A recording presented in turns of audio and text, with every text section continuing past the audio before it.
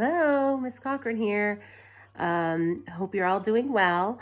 I've decided to, along with the animal of the day, go ahead and start reading a book to you all. I thought that it would be just kind of nice to add some more structure to our day and be able to see each other and say hello.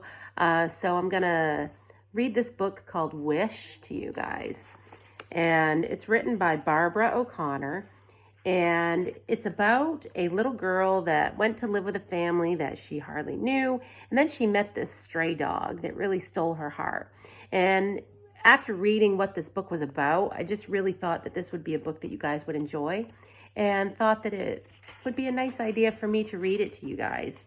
So we're going to start today, and let's see. And I hope you haven't already read this book, but if you have, it's okay. You can listen if you like, or you don't have to. You know, I'm flexible that way. All right, so Chapter 1. I looked down at the paper on my desk, the Getting to Know You paper. At the top, Miss Willoughby had written Charlemagne Reese. I put a big X over Charlemagne and wrote Charlie. My name is Charlie. Charlemagne is a dumb name for a girl, and I've told my mama that about a gazillion times. I looked around me at all the hillbilly kids doing math in their workbooks. My best friend, Alvina, told me they would be hillbilly kids. You'll hate it in Colby, she said. There's just red dirt roads and hillbilly kids there. She had flipped her silky hair over her shoulder and added, I bet they eat squirrels. I glanced at the lunch boxes under the desks around me and wondered if there were any squirrel sandwiches in them. I looked back down at the paper in front of me. I was supposed to fill in all of this stuff so my new teacher could get to know me. On the line beside Describe Your Family, I wrote, Bad. What is your favorite subject in school? None. List 3 of your favorite activities: soccer, ballet, and fighting. 2 of those favorite activities were lies, but 1 was the truth. I'm fond of fighting. My sister Jackie inherited Daddy's inky black hair, and I inherited his fiery red temper. If I had a nickel for every time I'd heard the apple don't fall far from the tree, I'd be rich. Daddy fights so much that everybody calls him Scrappy. In fact, at this very minute, while I'm stuck here in Colby, North Carolina, surrounded by hillbilly kids, old Scrappy is back in Raleigh in the county jail again, because of his fondness for fighting. And I don't need a crystal ball to know that at this very minute in our house in Raleigh, smack dab in the middle of the day, Mama's in bed with the curtains drawn and empty soda cans on the nightstand. She will stay in that bed the livelong day. If I was there, she wouldn't care one little bit if I went to school or stayed on the couch watching TV and eating cookies for lunch. But that's just the tip of the iceberg. That social services lady said when she rattled off a list of reasons why I was getting shipped off to this sorry excuse for a town to live with 2 people I didn't even know, it's better to stay with kin, she told me. Gus and Bertha are kin. What kind of kin, I asked. She explained how Bertha is Mama's sister and Gus is her husband. She said they didn't have any kids and they were happy to take me in. Then, how come Jackie gets to stay with Carol Lee? I asked about 1,000,000 times. Carol Lee is Jackie's best friend. She lives in a fancy brick house with a swimming pool. Her mama gets out of bed every morning and her daddy is not called Scrappy. So that lady told me again how Jackie was practically a grown-up and would be graduating from high school in a couple months. When I pointed out that I was in 5th grade and not exactly a baby, she sighed and smiled a fake smile and said, Charlie, you have to live with Gus and Bertha for a while. I'd never laid eyes on those people, and now I was supposed to live with them? When I asked how long I had to be there, she said until things settled down and Mama got her feet on the ground. Well, how hard is it to put your dang feet on the ground is what I thought about that. You need a stable family environment, she told me. But I knew what she really meant was, you need a family that's not all broken like yours.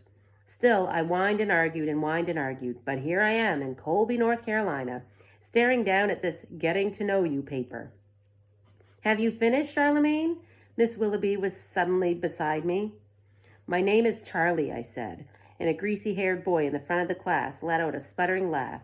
I sent one of my famous glares his way until he hushed up and turned red. I handed Miss Willoughby the paper and watched her eyes dart back and forth as she read it. Her neck got splotchy red and the corners of her mouth twitched. She didn't even look at me before she marched back up to the front of the room and dropped that paper on her desk, like it was a hot potato. I slumped down in my seat and wiped my sweaty palms on my shorts. It was only April, but it was already hot as blazes. You want me to help you with that? The boy in front of me pointed at the math worksheet on my desk. He had red hair and wore ugly black glasses. No, I said. He shrugged and took a pencil out of his desk and headed to the pencil sharpener. Up, down, up, down. That's how he walked, like one leg was shorter than the other. And he dragged one foot along the floor so his sneaker made squeaking noises. I glanced at the clock. Dang it, I'd missed 11:11. I have a list of all the ways there are to make a wish, like seeing a white horse or blowing a dandelion. Looking at a clock at exactly 11:11 is on my list. I'd learned that from some old man who owned the bait and tackle shop out by the lake where Scrappy and I used to go fishing. Now that I'd missed 11:11, I was going to have to find another way to get my wish in for the day. I hadn't missed one single day of making my wish since the end of 4th grade, so I sure didn't want to miss one now. Then Miss Willoughby nodded toward that red-headed boy, sharpening his pencil, and said, "Howard, why don't you be Charlie's backpack buddy for a while?" Miss Willoughby explained that when a new kid comes to school, their backpack buddy shows them around, tells them the rules till they get settled. Howard grinned and said, "Yes, ma'am," and that was that. I had a backpack buddy whether I wanted one or not. The rest of the afternoon creeped along so slow I couldn't hardly stand it. I stared out the window while kids took turns bragging about their social studies projects. A misty rain had begun to fall, and dark clouds hovered over the tops of the mountains in the distance. When the bell finally rang, I hightailed it out of there and headed for the bus. I hurried up the aisle and dropped into the last row. I kept my eyes on a piece of dried-up chewing gum stuck to the seat in front of me while I sent laser thoughts zipping and zapping around the bus. Do not sit next to me. Do not sit next to me. Do not sit next to me. If I had to be stuck on a bus full of kids, I didn't even know. I wanted to at least sit by myself. My laser thoughts seemed to be working, so I took my eyes off the gum and glanced out the window. That red-headed boy with the up-and-down walk was hurrying toward the bus, his backpack bouncing against him with every step. When he got on the bus, I quickly looked back at the gum and sent my laser thoughts out again. But that boy didn't waste a minute shuffling up the aisle and plopping himself right down next to me. Then he thrust his hand out at me and said, "Hey, I'm Howard Odom."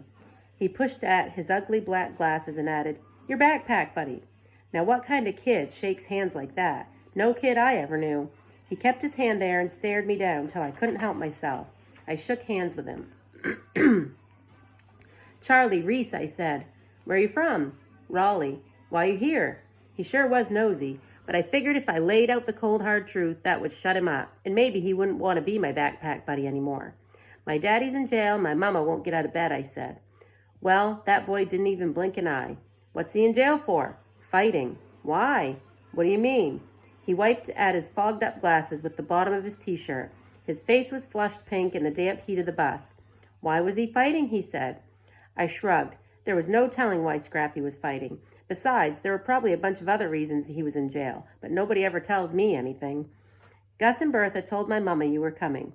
They go to my church, and I gave them a cat one time," Howard said. "A scrawny gray cat that was living up under my porch." Then he went on and on about how Gus taught him how to make a slingshot and how sometimes Bertha sells bread and butter pickles by the side of the road in the summer. How his mama drove her car right into the ditch beside Gus and Bertha's driveway one time, and Gus pulled it out with a tractor, and then they all ate barbecue sandwiches in the front yard. "You'll like living with them," he said. "I'm not living with them," I told him. "I'm going back to Raleigh." "Oh," he looked down at his freckly hands in his lap. "When?" "When my mama gets her feet on the ground." "How long does that take?" I shrugged. "Not long." But the knot in my stomach told me that was a lie. The worry clutching at my heart told me my mama might never get her feet on the ground. As the bus pulled out of the parking lot and headed toward town, Howard rattled off a list of school bus rules. No saving seats, no gum, no writing on the back of the seats, no cussing. A whole mess of rules that I was pretty sure nobody paid any mind to, except maybe Howard. I looked out the window at the sorry sights of Colby, a gas station, a trailer park, a laundromat. Wasn't much of a town if you ask me. No malls or movie theaters, not even a Chinese restaurant. Before long, the bus was making its way up the mountain. The rain had stopped and the wavy plumes of steam drifted up off the asphalt. The narrow road curved back and forth and round and round. Every now and then, the bus stopped to let some kid off at a pitiful-looking house with a red dirt yard. We were almost to Gus and Bertha's when the bus stopped and Howard said, "See ya." Another younger-looking red-headed boy got off with him. I watched them make their way across the weed-filled yard to their house. Bikes and skateboards and footballs and sneakers were scattered from the front door to the road. Our garden hose snaked from a dripping faucet to a hole in the yard. A small, dirty-faced boy was dropping rocks into the hole, sending up splashes of muddy water. Howard waved as the bus pulled away, but I turned my eyes back to that dried-up gum. When we finally got to Gus and Bertha's long gravel driveway, I got off and watched the bus drive away, making the rain-soaked Queen Anne's lace bob at the edge of the road. I was starting up the driveway when I noticed something shiny in the dirt at the edge of the road. A penny! I darted over and picked it up. Then I hurled it as far as I could and made my wish, quick, before that penny hit the road and bounced into the woods. There, I'd gotten in my wish for the day. Maybe this time it would finally come true. All right, see you tomorrow for Chapter 2.